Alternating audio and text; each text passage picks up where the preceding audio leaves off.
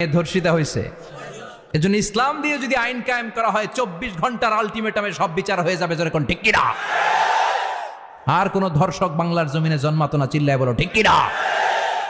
ইসলাম বলে চোরের হাত কেটে দাও, জেনা ব্যভিচার করলে ডেথ পেনাল্টি। সৌদি আরবে হেড অফ করে, গলা কেটে ফেলে। বাংলাদেশেও যদি এটা করা যেত, খবর হয়ে যেত। আর কোন ধর্ষক বাংলার জমিনে জন্মাতো না, চিল্লায় বলো ঠিক কিনা? السارق والسارقة فاقطعوا أيديهما جزاء بما كسبا نكالا من الله والله عزيز حكيم.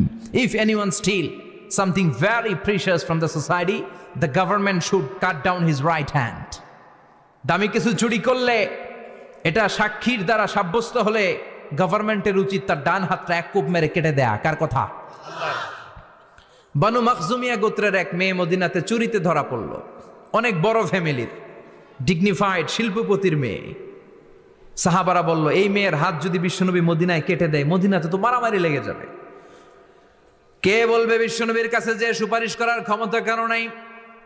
বিশ্বনবীর পালক পুত্র ওসামা বিন যায়েদ, যায়েদ ইবনে হারেসা, তার ছেলে ওসামা পালক পুত্রের ছেলে, তাকে বিশ্বনবী বড্ড ভালোবাসতো। তার উপাধি হলো হুব্বু রাসূলিল্লাহ, বিশ্বনবীর ভালোবাসা। সবাই বলল, ওসামা আমরা যে বলতে পারবো না, তুই যে নবীরে সুপারিশ কর। ও নবী, যদিও চুরি করেছে মেয়েটা, সাব্যস্ত হয়েছে, কিন্তু আপনি মাফ করে দেন, হাত কেটে দিয়েন না। ওসামা যে বলে, নবী হাত কেটে দিয়েন না। বিশ্বনবীর চেহারাটা আগুনের গোলার মতো লাল হয়ে গেল।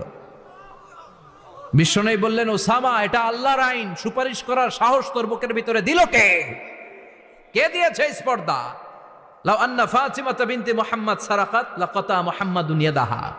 এই মেয়ে তো দূরের কথা, আমার কলিজার টুকরা, নয়নের পুটুলি, জান্নাতি নারীদের সর্দারানী আমার মেয়ে ফাতেমাও যদি চুরিতে ধরা পড়ে, আমি তলোয়ারটা বের করে ফাতেমার হাত কেটে দিতে 1 সেকেন্ডও দেরি করব না।